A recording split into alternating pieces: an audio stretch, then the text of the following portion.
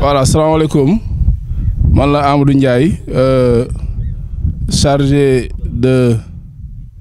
l'organisation, chargé de l'organisation Pastef Thiès Est. Donc, salam alaikum. Man la Amadou Ndiaye, chargé de l'organisation des VAP Pastef Thiès Est. Donc, comme nous le savons, nous sommes pour présenter notre troisième journée désherbage Toli. On avait prévu dès le début 150 kilos yoo xam ne moom lañ ji ak ñebe boo xam ne moom lañ def à côté donc comme ni ngeen ko xamee à chaque fois dimanche yi comme ni ko président Ousmane Sonko lancé au niveau national le Pastef Thiès Est dañoo jël label au rebond ñoom tam am tool boo xam ne 2 à 3 hectares 2 hectares et demi donc ñu commencé comme tout le monde lancé wu à 100%. Donc chaque fois dimanche les week-ends dañuy organiser wu ñëw au niveau des champs xëy si jàpp si tout le monde ku nekk li nga am nga indi ko am na ñoo xam ne seen doole la ñu am ñu indi ko am na ñoo xam ne am nañu apport financier ñu indi ko am na ñoo xam sax apport matériel la ñu am ñu indi ko ñu def la somme de toutes les compétences à chaque fois les week-ends ñu ñëw wàcc sur le terrain. Donc conformément ak vœu président Ousmane Sonko lancement bi ñëpp xam nañ ne dëkk bu bëggee développer ci suufam rek la mën a basé wu donc. La terre est généreuse loo ko jox mu delloo la ko heureusement que la jeunesse capté la balle au rebond ku nekk jël sa détermination personnelle engagé wu personnellement xaaroo si dara avec désintéressement total chaque fois bu ñu wootee ñëpp ñëw ñu jàpp ci yaakaar naa ne loolu rek c'est la seule voie de salut pour Sénégal jëm kanam donc fii mooy toolu Pastef Thiès Est bi. gerte gi 150 kilos lañ fi ji 2 hectares environ ak ñebe nële derrière aussi ji nañ aussi bisaab bu weex waaw am na gerte am na ñebe am na bisaab bu weex mais gerte gi nag en majorité gerte lañ ko def quoi 2 hectares yi gerte la demi hectare bi ñebe la derrière ak bisaab bu weex moom c'est peut-être 1/4 d'hectare. jafe-jafe fondamental yi peut-être. Comme agriculture la boo xam ne ñun ñu ngi ci soog a lancé à 100% am na si ñoo xam ne ils n'ont pas l'habitude peut-être de pratiquer la terre mais au fur et à mesure ñu avancer da ngay sentir ne li genre learning by doing lay doon à chaque fois ñu ngi jàng ñi nga xam ne peut-être mosu ñoo attaquer suuf ñu ngi commencer di xam nu muy demee beneen jafe-jafe peut-être problème matériel la matériel agricole mais dañ koy remplacer ak sunu nombre peut-être démographique bi ñu am. Nombre bi ñu am boo xam ne peut-être mën na remplacer matériel sinon amul benn jafe-jafe parce que gars yëpp ku nekk takku na ñëpp xam nañ ne affaire bi don de soi la ku nekk li nga mën a apporter rek yaa ngi koy indi.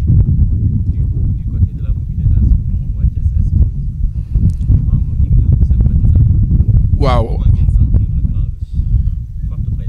forte présence peut-être la journée d'aujourd'hui ak la journée passée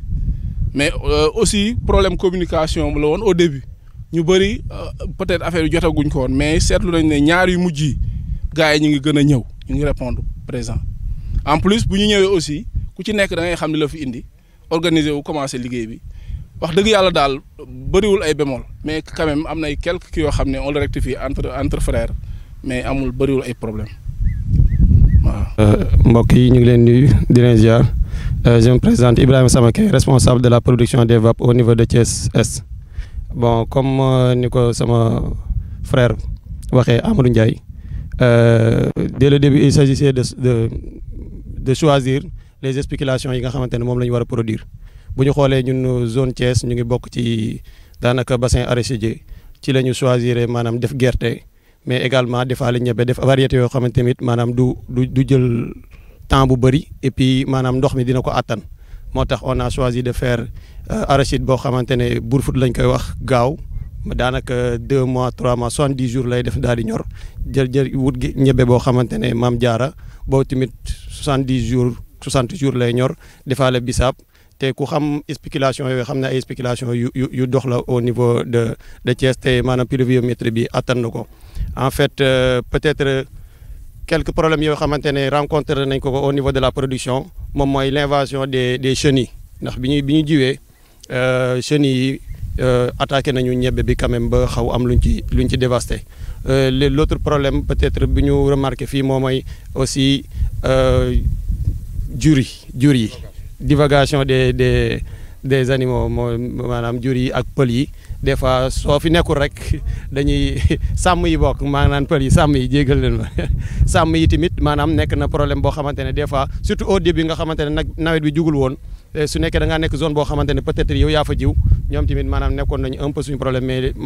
alhamdulilah heure bi xaw nañoo kii bi peut-être aussi mën nañu wax ne comme c'est un début tout début moom ay essayage la rek moo tax peut-être liggéey bi xaw a yéex mais nag gars yi ay jàmbaar lañu wax dëgg yàlla saa ñu wootee organisation dina def kéemtalaay kattan ba ñi nga xamante ne war nañoo ñëw ñëpp la plupart du temps ñu ngi ñëw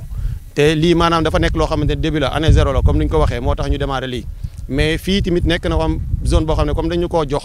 bëgg nañ bu ñu paree ci nawet bi incha allahu rabbi ñu continuer ak maraîchage bu ñu amee appui ak formation bëgg nañ continuer maraîchage def ay spéculation yoo xamante ne ak transformation surtout dimbali ñi nga xamante ne les plus jeunes ñi nga xamante ne peut-être yàlla dogal na ñu bëgg a yëngatu ci côté transformation suñu jigéen ñi li ñuy bay fii tamit dañoo bëgg suñ ko récolter maanaam duñ ko ventiler directement dañ ko bëgg a transformer ba pare doo ko mën a mettre sur le marché parce que tamit da ciy baax ñuy yokk ci suñuy produit ay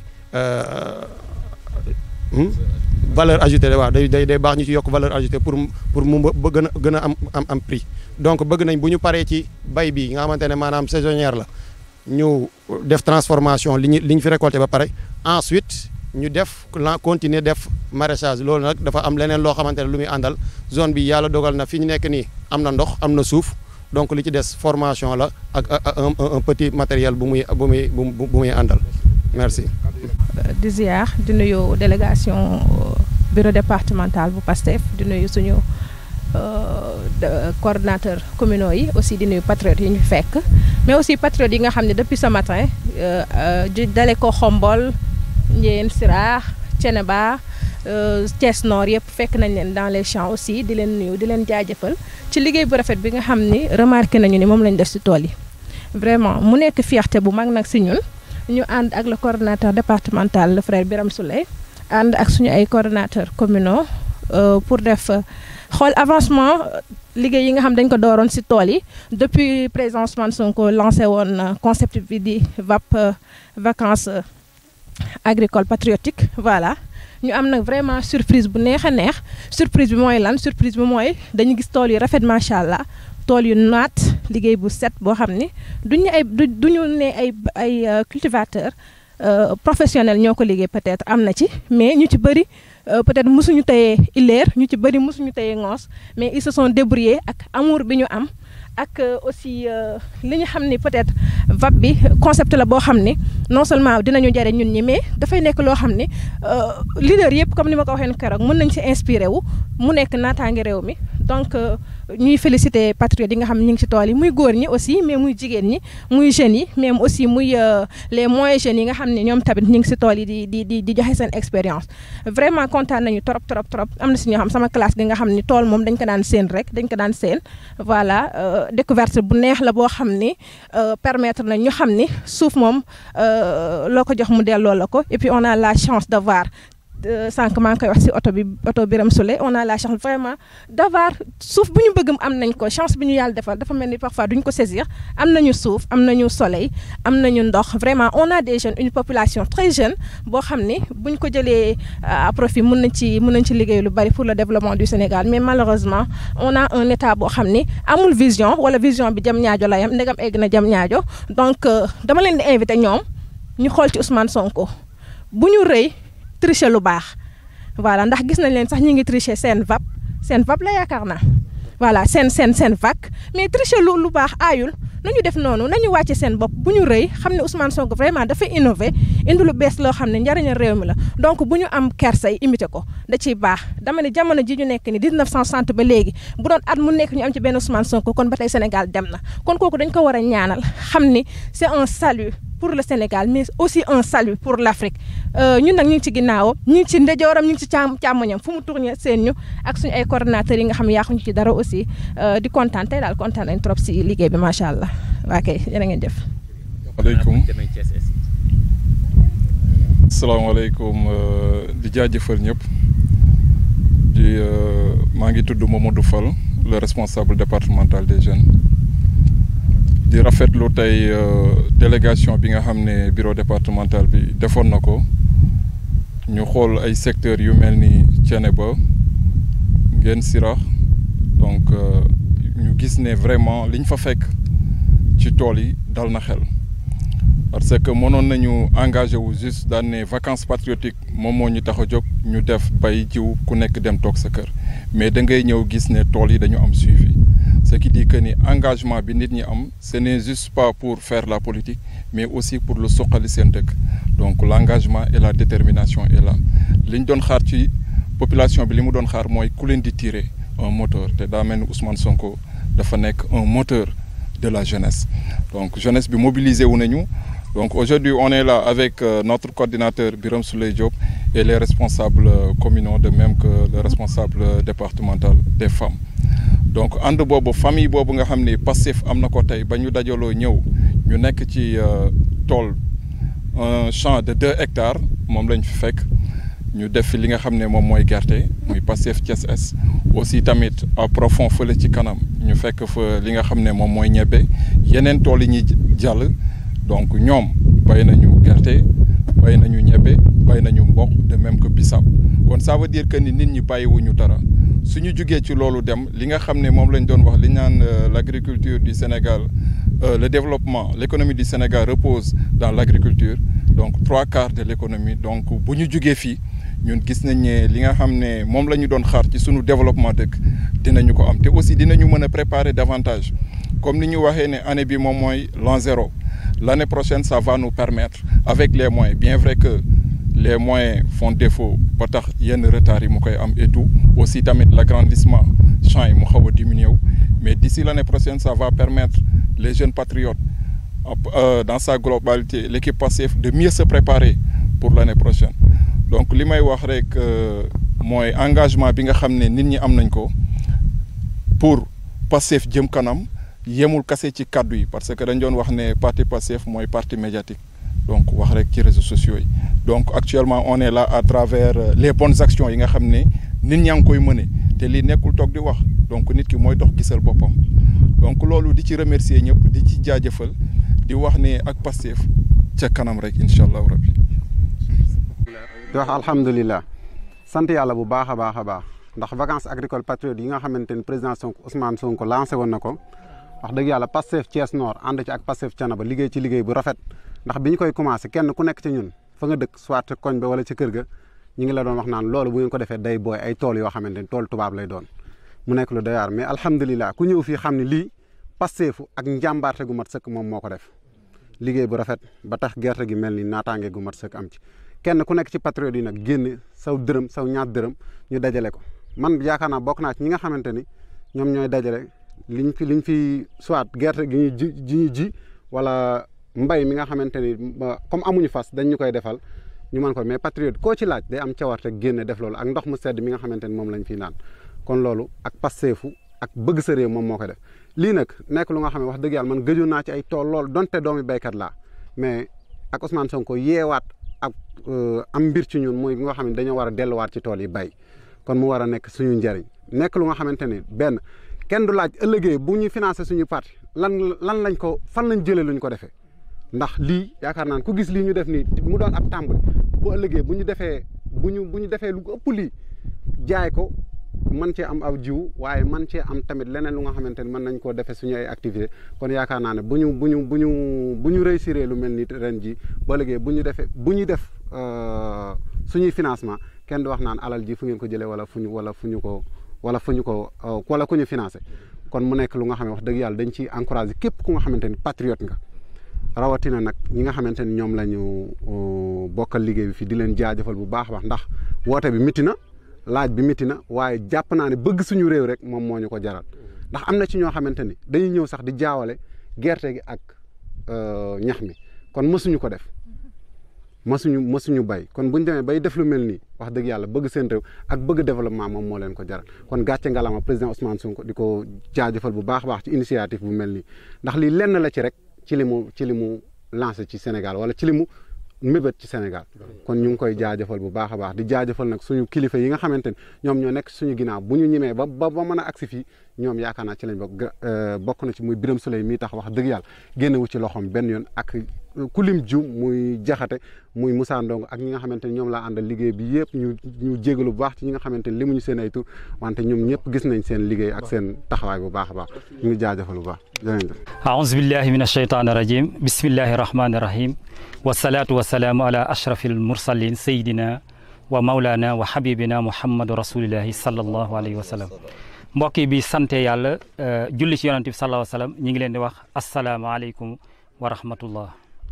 tey nag ñi ngi fii Thiénaba ci tool bi nga xam ni moo nekk Kër Magueye ñu koy exploiter dans le cadre de vacances agricoles patriotiques yi nga xam ni Ousmane Sonko moo ko initié mu nekk loo xam ni c'est une excellente idée li ñuy wax naan toute découverte vient d'une illumination suivie d'un travail laborieux yàlla mi nga xam ni moom moo ko yenkeekal idée boobu moom la ñuy sant d'abord parce que kenn nattamlewul ni l'agriculture c'est le pilier du développement réew moom bu bëggee asseoir son développement ça passe nécessairement par l'agriculture donc kon ñaari idée yi nga xam ni moo sous-tendre tey suñu liggéey bi dañ ciy sant yàlla muy benn muy idée bi nga xam ni teg nañ ko mbay mu nekk au devant de la scène beneen idée bi mooy relation de fraternité bi am entre Thiès Nord ak Thiénaba vraiment bi nga xam ne yàlla def na ñu boole nekk di exploiter tool bi ñun ñëpp dañ cee bokk kontaan ñoom bu ñëwee dañuy am xol bu féex xol bu yaatu accueillir leen ñoom aussi vraiment ñu nekk ñoo xam ni ay jàmbaar lan ay liggéeykat lan. au-delà de ça également ñi ngi remercier Baye Patelo mi nga xam ni moom alxuraan kese moo ko yitteel ak le développement du Sénégal moom moo mettre à notre disposition 3 hectares yi nga xam ni moom la ñuy exploiter ñu def fi 150 kilogrammes d'arachide def fi 10 kilogrammes de ñebbe def fi bisaab def fi également mboq. di ñaan yàlla mi nga xam ni lépp lu mu dugal loxoom day am ndam yàlla nañ ci yàlla may ndam ñu tàmbali ko ci bismillahi rahmaani rahim eggaleel ko ci alhamdulillahi rabbil alamin vraiment ñu constituons une famille mu am leader yoo xam ni macha allah ñu jàmbaar lan muy Birame Souleye Diop ak monsieur Diakhaté mi nga xam ne mooy coordinateur vraiment Thiès Nord ak ñëpp vraiment ay jàmbaar lan vraiment daal macha allah yàlla mi nga xam ne mooy joxe ndam yàlla nan may ndam ci kanam parce que Ousmane Sonko vraiment ça constitue l'espoir de cette nation ce qui l'intéresse c'est de mettre l'action politique aux préoccupations des êtres humains kon yàlla na ko ci yàlla may ndam allahumma la sahla illa ma jahaltahu sahla wa anta taj'alul hazana iza shi'ta sahla assalamu aleykum wa rahmatullah wa barakatuh moo plateau mën na xam plateau nee na xamoo plateau télé rek lay def waaye dama plateau Sif asalaamaaleykum mbokk Sénégal asalaamaaleykum mbokk àdduna tey ñi ngi fii si commune bu Thiénaba ànd ak waa commune Thiès Nord donc liggéey fi liggéey bu rafet vraiment ñi ngi def benn tournée au niveau départemental mais ba ñëwee fii vraiment dañoo kontaan parce que li ñu fi gis vraiment dafa dal xel ci gerte gi ni mu génnee mais niñ ko technique bi ñu fi génnee nga xamante ne mbay mu rafet la bu leer naññ la donc vraiment ñu ngi siy kontaan donc di gis aussi au-delà de liggéey bi relation yi mu fi créé parce que da ngay ñëw gis ni ñuy café ni ñuy reyee donc ñu jàpp ni mbay mi am na leneen loo xamante ne créé na ko entre les patriotes donc vraiment ñu ngi leen di remercier bu baax a baax di ñaan yàlla na ko yàlla barkeel waaw parce que jàpp naa ne fii li nekk si biir xolu nit ñi am na lu bees lu mu yee mooy entrepreneuriat te jàpp nañ ni fii bu ñu fi jógee bu déwénee am na ñoo xamante ni war nañoo mën a demal seen bopp te loolu yaakaar naa appel bi président Ousmane Sonko appel moo waral loolu donc vraiment contentement daal lañ am vraiment di ñaan yàlla na ko yàlla barkeel parce que li ñuy def kenn defalu ko sa bopp du Birame Souleye lañ ko defal du Diakhaté lañ ko defal mais Pastef moo tax ñuy def njuumte nag mën na am si liggéey bi yooyu yëpp lañ koy muñalante parce que mënul ñàkk day am te bu ñuy continuer aussi day am mais nañu fexe di muñalante loolu di gën a jàppal di gën a saaforo parce que man ba ma ñëwee fii gis fii suñu ay élèves yoo xam ne ñi ngi woon fii ak ñoo xam ne ñi ngi doon liggéey ay at gisante wuñu mais créé waat na benn lien bu rëy rëy entre ñun donc loolu la yàlla na ko yàlla sàmm donc vraiment di remercier kaddu gi ni ñu ma ko joxee donc coordonnateur départemental moo ñu jox pour ñu wax au niveau du département bu ñu fi jógee dañuy seeti ñoom Adama Diawara la zone est après doog a dem suñu zone suba gi ñi ngi jógee Xombol jaar nañ Njiyeen Sirax donc vraiment lii mooy Pastef lépp pour Sénégal la donc di ñaan yàlla yaa barkeel liggéey bi ñu def nii donc di leen jox rendez-vous si lu yàggul te jàpp nañ ni lii incha allah dina def production yoo xamante ni parce que lépp Sénégal lay dellusiwaat demul fenn li ñuy wax nag Pastef mooy suuf saa ngi nii li gars yi di wax jumaa jaa ngi nii ku mu noddal képp koo xamante ni nga nekk beneen parti opposition wala nga nekk parti au pouvoir wooteel rek ñu liggéey parce que ñun amuñu budget amuñu dara mais suñu moyen bopp lañ jël pour liggéey jàpp nañ ni moyens yi si ay moyens patriote la jógee si ay loxo patriote la jógee ñoo xamante ni seen xaalis lañu génne def ko ci ñoo xam ne seen doole lañ def te laaj ñu dara te li ma gën a neex si biir mi mooy booba léegi déggooguma kenn ku naan bu ñu béyee pare nan lañ koy def bu naan man dinaa ci am wala diw la ci am kenn waxagu ko am na ñoo xam ne ñu ngi laaj ngooñ peut-être dañuy yar xar mais loolu buñ ci tolloo incha allahu rabbi dinañ ci waxtaan donc loolu laa bëggoon a tëjee vraiment di leen remercier di leen jox rendez-vous sul yàggul incha allahu rabbi. asalaamaaleykum.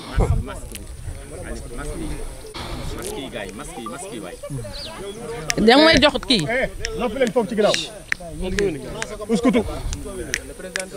asalaamaaleykum.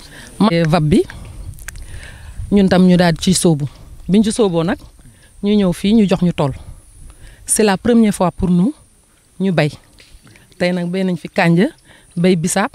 bay ñebbe waaw di ko lancer nag di lancer message ni ko Sonko lancé ma koy lancer jeunesse bi surtout les femmes ñu ñëw jàpp ci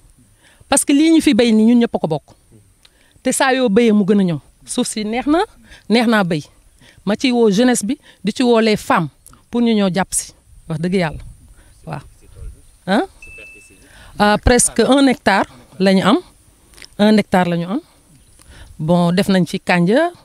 def si bisaab def ñebbe engrais def nañu tuuti engrais ci kànja bi la ñuy def engrais bi mais bisaab bi moom defuñu ci dara ñebbe bi defuñu ci dara bon amuñu machine mobilisation xanaa un peu rek parce que dañ ci doon yaakaar nag GPS bi mais GPS bi moom mais nag garaawul xam naa comme c'est une première ñu bari duñ ko gëm aussi dañuy defee ne lii ay caaxaan la mais bu ñu gisee lii tey dinañ war na leen mën a motiver ba beneen yoon ñu ñëw ci. man la Abdou Sène bokk ci coordination départementale coordination communale bu Thiès Ouest bon peut-être ma ñëw ci partie technique bi rek terrain bi ça fait à peine 1 hectare bon def nañ ci ñaari variété kanja bu ci nekk 100 grammes kanja bu xonk beeg bu kii bi bu verte bi def ci aussi ñebbe def côté bële aussi bisaab bon comme ni ko soxna si waxee rek peut-être ab début bi amoon nañu problème mobilisation mais bi liggéey bi tàmbalee les gens sont venus naturellement ñu ci gërëm suñu coordinateur il a toujours été présent du début à la fin moom ak Bekay bi nga xam ne moom moo jël tool bi toolam la moo ko mettre à la disposition de la commune donc moom ñu remercier ko aussi parce que mënoon na ci liggéey am lu mu ci def pour boppam mais il a répondu à l'appel du président Sonko donc comme ni ngeen ko gisee tey fii tool bi bon macha allah affaire yaa ngi commencé di ñëw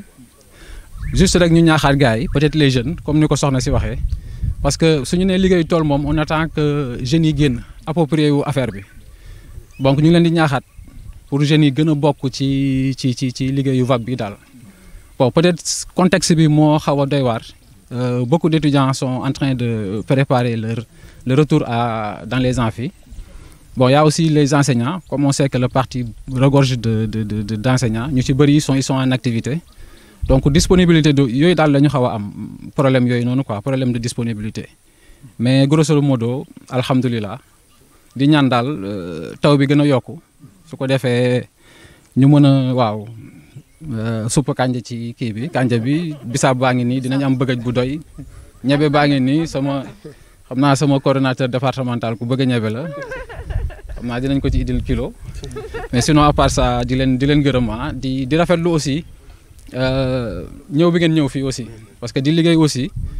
su kilifa yi bàyyee li seen yitte ñëw seet si la da lay gën a ñaaxaat daal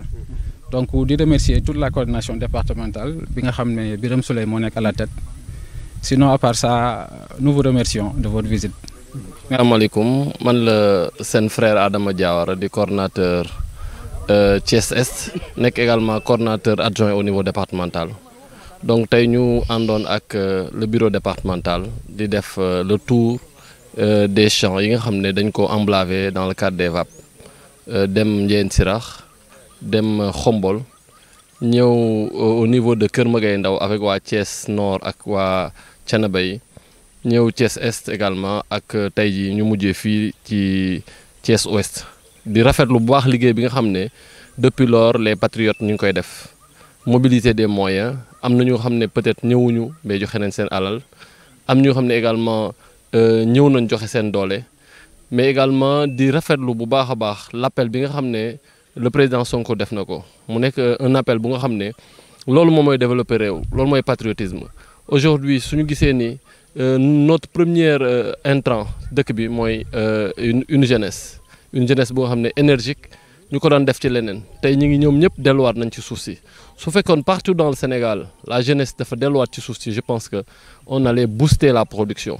et nous avons tout pour que suñu Sénégal ñu am autosuffisance alimentaire boo xoolee suuf si doy na am na Sénégal foo dem da ngay gis un vide mais également les ressources humaines pour ñu liggéey loolu am na mais également ndox am na li des mooy simplement nit ñi ñu gëmloo leen ne le développement c'est pas à l'extérieur boo xoolee ñaata tey doomu Sénégal ñoom ñooy dee ci géej gi ñoom ñooy dee ci désert bi ñoom ñooy génn réew mi dem ci yeneen réew yi nga xam ne lañ fay liggéey am na fii ci réew mi te comme lu ñu koy waxee souvent doomu réew rek mooy tabax réew foog ñu gëm ni Sénégal mën nañ ko développer te du ñu génn réew mi foog ñu gëm ni Sénégal li koy développer ci loxo jeunesse bi la nekk jeunesse bi la góor ñi ak jigéen ñi bu fekkee le temps bi nga xam ne am nañ ko moo xam ay vacances la moo xam sax durant l'année scolaire ku ci nekk gëm ni li ngay lekk yow yaa ko war a bayal sa bopp mais li ngay bay également da nga ko war a lekk dina am solo bu baax a baax loolu nag la ñuy appeler tous les Sénégalais ñu dem vers ça non seulement ñu produire ñu transformer mu permettre ñu am autosuffisance surtout tey jii boo xoolee li ñu emblavé ci gerte bu fekkoon dañuy def élevage day nekk lu nga xam dañ koy recycler rek Sénégal mën nañ dem ba am suñu autosuffisance ci mouton te ba léegi ñu ngi dépendre ci Mali ñu ngi dépendre ci Mauritanie boo xoolee également ci li ñuy lekk yëpp dañ koy jéggaane moo xam ceeb la moo xam dugub la moo xam lépp dañ koy jéggaane te on a la possibilité de le produire au Sénégal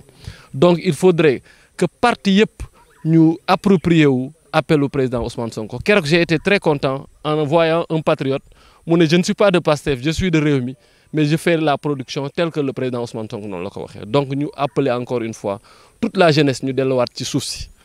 delluwaat également dans la production delluwaat di xalaatal naka la ñuy fexe ba suñu réew mën lépp lu mu soxla mu mën ko amal boppam am na fi am nañ phosphate am nañ ndox am nañ suuf donc c'est un appel que l'on def rafetlu encore bu baax a baax liggéey bi nga xam ne jigéen ñi ñu ngi koy def mais également jeunesse bi ñu ngi koy def di leen gën a ñaaxaat ne leen nañ leen yokk initiative yi au-delà des champs de Pastef yu nga xam ne Pastef moo ko def mais individuellement il faudrait que ñu entreprendre ñun ñëpp moo xam ci noor la moo xam ci nawet la il faudrait que ñu ñeme jël ay initiative entreprendre ba pour ëllëg non seulement ñu am autosuffisance mais également suñuy soxla yu bopp ñu mën ko fajal suñu bopp te jàpp naa ne loolu mooy yoon wi di gërëm bu baax a baax le coordonnateur départemental ak tous les membres tous les frères patriotes ak sœurs yoo xam ne suba ba léegi ñu ngi toog xaar ñu ba aujourd'hui il fait presque 16 heures ñu ngi toog di ñu xaar ñu ngi leen di gërëm ñoom ñëpp bu baax a baax a baax di leen wan ne suñu sañoon fépp fu nga xam ne nit ñi am na fa VAP dinañ fa dem bi mooy première phase bi deuxième phase bi semaine prochaine ñu demaat seeti ñeneen ñi nga xam ne ñu ngi un peu à travers le département de Thiès di leen nuyu di leen gërëm. tënk lay doon parce que li ci amoon solo yëpp wax nañ ko muy ay kàddu jërëjëf ci ñi nga xamante ne bi jël nañ seen i suuf xombol ba Thiès Ouest joxe te fii Bécaye doon ki nga xam ne mooy sunu njaatigi di féliciter encourager les patriotes parce que comme li ñu wax kenn defu ci ay millions mais pas-pas lañ ko defee gëm lañ ko defee nangoo wuy woote président Ousmane lañ ko defee ñu leen di encourager fii gis nañ ni en fait li ñu xool yëpp fii moo ci gën a kawe ci évolution gàncax gi donc dañ leen ciy féliciter di ñaan yàlla aussi li ci topp maanaam mu lépp ñor ba ñu wit jariñoo ci jàmm ak salaam jaay ci jàmm ak salaam wala togg lekk mu rees ci jàmm ak salaam yàlla nañu ko yàlla defal di soññu itamit waa JPS li des ci liggéey bi dañoo bëgg ngeen lancer une grande mobilisation de toute la jeunesse patriotique du département lépp nañu jóg yaa ngi nii taxaw na nga ci def na nga ko def liggéey na jeunesse bi yëpp jóg jàpp ci muy xombal ba fii nañ ci jàpp pour li ci des waaw seen taxawaay rafet na seen contribution rafet na mais gëm nañu ni mën ngeen ko yokk na ngeen ko yokk jigéen ñi ñu leen di féliciter parce que gannaaw coono yi ci kër yi ñi ngi ci boole di dugal seen loxo ci tool yi boole ñaar yooyu sëye la ñaar yooyu lu jafe la te ñu ngi koy réussir à merveille tous les responsables muy les responsables connus ñi nga xam te ne dañoo am responsabilité boo xam dañ leen ko jox muy les coordonnateurs de section communale wala la coordination départementale muy ñi nga xam ni ñu ngi ci communication wala ñu ci organisation bi ku ci lim di nga juum mais ku ci nekk jël na taxawaay bi ci war mu def ko donc dañuy féliciter tous les patriotes di wax ni tey c'était un premier rendez-vous on aura d'autres rendez-vous yu mel nii di ko topp ba supp kànja bi ñuy togg fii wala bëgg bi ñu fiy def fii lañ koy toggee waaw incha allah ak jus bisaab yëpp donc vraiment félicitations encore merci on se donne rendez-vous très prochainement pour le suivi incha allah yàlla nañu yàlla defal jàmm ak salaam yàlla may ñu ndam ci li ñuy def incha allah. Convoqué par le président Ousmane, on vient de se rendre compte que de Khombol à ici à Thiès-Ouest tout le monde a participé au travail. Les coordinations ont mis les moyens, c'est vrai, ce n'était pas des millions à faire, mais c'était de la volonté, de la détermination, de l'engagement. Malgré la petitesse des moyens, nous avons vu de très belles réalisations provisoires. La réalisation définitive, ce sera en fait les récoltes. On espère qu'elles seront bien heureuses, comme la promesse des fleurs et la promesse d'une belle croissance que nous constatons ici. Nous profitons de l'occasion aussi pour dire, nous félicitons tous ceux-là qui ont participé à la réalisation de ce travail-là. De Ndiaye Sirah à ici, nous avons vu les jeunes qui ont une très belle participation. Nous avons vu les femmes qui ont réussi à jumeler les exigences du travail ménager, les exigences professionnelles, mais également le travail ici qui donne ce beau résultat-là. Nous remercions aussi tous ceux-là qui, propriétaires ou exploitants de terre, ont bien voulu mettre à notre disposition le dispositif foncier pour nous permettre de réaliser ce beau travail. Ici, notre hôte principal, c'est Bekay, qui a combattu pour dominer cette terre-là juridiquement et qui le met à notre disposition. Nous insistons particulièrement à remercier l'ensemble des coordinateurs parce qu'ils n'ont pas attendu. Ils ont pris les initiatives, les militants et les sympathisants ont suivi. Nous félicitons tous les responsables.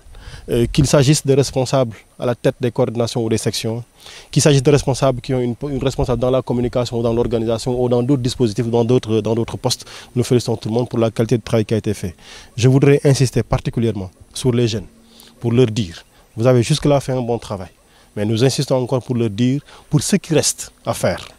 nous demandons à ce que vous vous mobilisiez davantage, n'est-ce pas, pour qu'on puisse avoir davantage que ce que nous avons aujourd'hui. Nous sommes très fiers de votre engagement, mais je reste convaincu, comme le président Ousmane le dit toujours, qu'on peut faire plus. Donc, Modou, c'est une instruction que la coordination départementale vous donne. C'est une instruction formelle. Toute affaire cessante. Mobiliser l'ensemble des jeunes du département.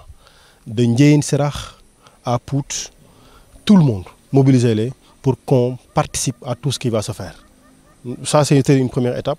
Nous allons le reprendre. Nous allons le refaire pour continuer. Nous félicitons encore nos femmes davantage, nos responsables des femmes et toutes les femmes qui sont mobilisées. En tout cas, nous espérons que le bon Dieu nous donnera de bonnes récoltes et que à l'année 0, nous ferons de bons résultats qui nous donneront davantage de courage pour attaquer l'année 1 du projet. Donc voilà, merci beaucoup et félicitations à tout le monde.